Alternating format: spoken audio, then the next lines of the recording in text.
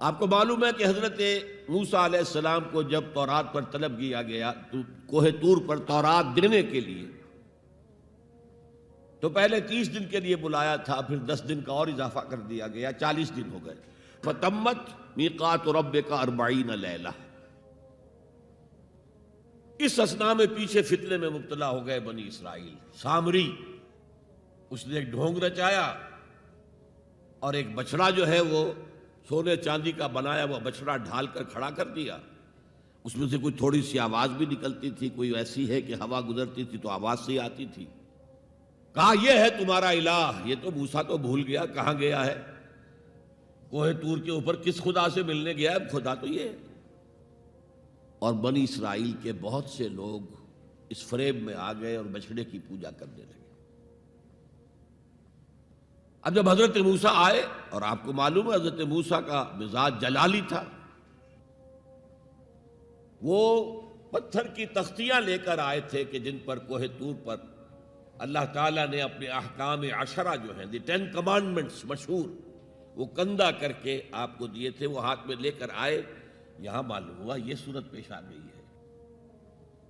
فَأَلْقَى الْأَلْوَاحَ، تو وہ تختیاں تو آپ نے زمین پہ ڈالی، اور پھر جو احتساب کیا ہے، پہلے تو اپنے بھائی حضرت ہارون کا، ان کی داڑھی کے بال پکڑے، ان کے سر کے بال پکڑے اور کھینچا اپنی طرف۔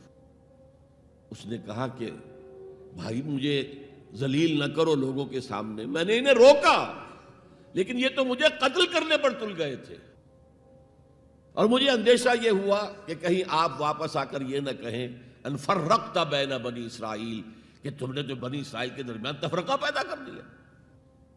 تو میں نے کہا آپ ہی واپس آ کر نپٹے۔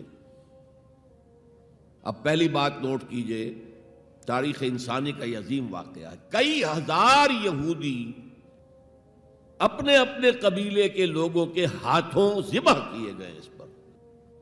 اللہ تعالیٰ نے حکم دیا اور حضرت موسیٰ نے وہ حکم دیا، اللہ کا حکم موسیٰ نے پہنچایا کہ 12 قبیلے ہیں نا، ہر قبیلے کے جن لوگوں نے یہ حرکت کی ہے ان کو اسی قبیلے کے لوگ اپنے ہاتھ سے ذبح کریں۔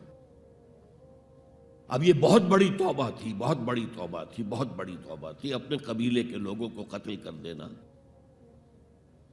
پھر وہ 70 نمائندے لے کر تمام جو بڑے لوگ تھے کوہ طور پر حاضر ہوئے، اجتماعی طور پر اللہ سے عفو و درگزر کی درخواست بھی کرنے کی۔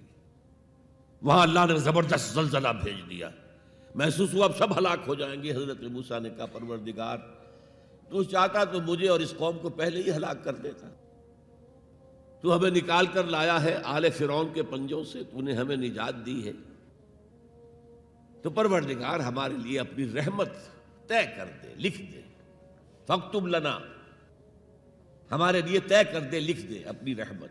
اس پر فرمایا اللہ نے دیکھو موسیٰ، میری ایک رحمت تو عام ہے، وسعت کل شیء، رحمتی وسعت کل شیء، ہر شے کے ساتھ ہے، اور ایک میری خاص رحمت ہے، وہ میں لکھ دوں گا، طے کر کے رکھ دوں گا، للذین یتبعون الرسول النبی الامی، ان لوگوں کے لیے جو میرے رسول نبی امی پر ایمان لائیں گے اور ان کا اتباع کریں گے۔ یہاں بھی لفظ اتباع آیا، اور اس میں پھر حضور صلی اللہ علیہ وسلم کی کچھ شان بیان ہوئی ہے، بات لمبی ہو جائے گی، اور پھر فرمایا یہ گویا کہ اتباع کی تفسیر آ رہی ہے۔ اتباع کا مطلب کیا ہے؟